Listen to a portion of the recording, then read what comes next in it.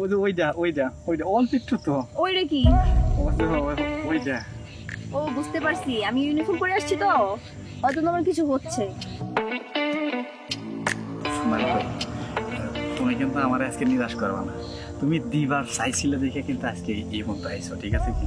শোনো, আজকে আমি তোমাদের জন্য নিয়ে আইছি, আশেপাশে কিন্তু কেউ নাই, দেখছো? একদম এই সুন্দর টাইমে তুমি আর আমি, ঠিক আছে কি? শোনো, তোমার হাত না আমার এই বুকের মাঝে রাখলে না আমার ভিতরে সমস্ত গোপন কথা ভরা যায়, বুঝছো?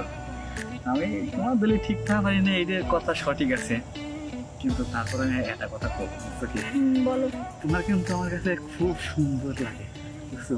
তোমার এই চুলগুলো না, এই চুলগুলো আমার কাছে সেই লাগে, রেশমি চুল, কি সুন্দর চেহারা, তুমি জানো না তাই তোমার দেখলে খালি মনটা চাই আমি জড়াজড়ি।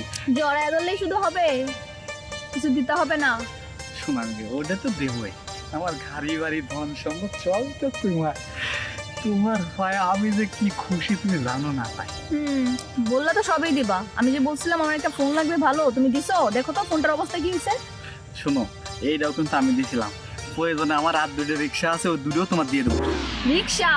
না, না, রিক্সা না, দিয়ে না। আমি কি করবো? আমি কি রিক্সা না, দুটা প্রাইভেট কার আছে, ওটা কিনছিলাম, তোমার কই নাই, বুঝছো?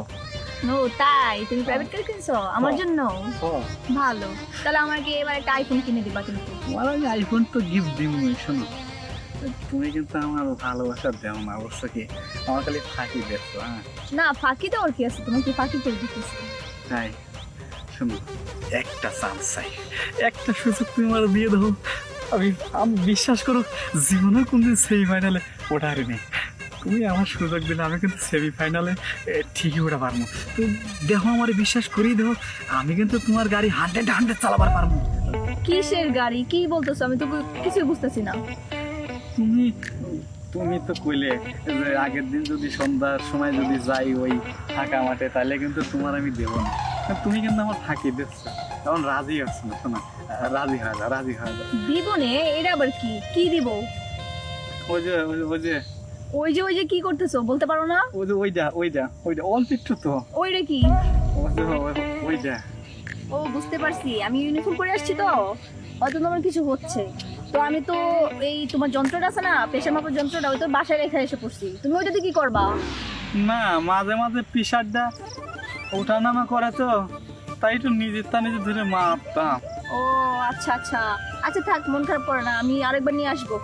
আচ্ছা, পরের বার আসলে কিন্তু নিয়ে আসো, কিন্তু আমি তোমার প্রেশারটাও আজকে মাইকে দিতাম। না ঠিক আছে, আমারটা তো আমি ভাবতেই পারি, আমার তো আর, আমার যদি কিছু হয়, আমি তো ডাক্তার না, আমার কিছু হলে তো আমি নিজেই বুঝবো। সমস্যা নেই, আমি আরেকবার নিয়ে আসবো। আচ্ছা, তুমি তাহলে একলা একলা যাও গা। এই সন্ধ্যাবেলার মধ্যে আইসা এই যুবক আর এই যুবতী এনে কি করে? তাই তো কই, এনে এইরকম প্যাকেট ট্যাকেট করে থাকে। এই, কি চলতেছে না?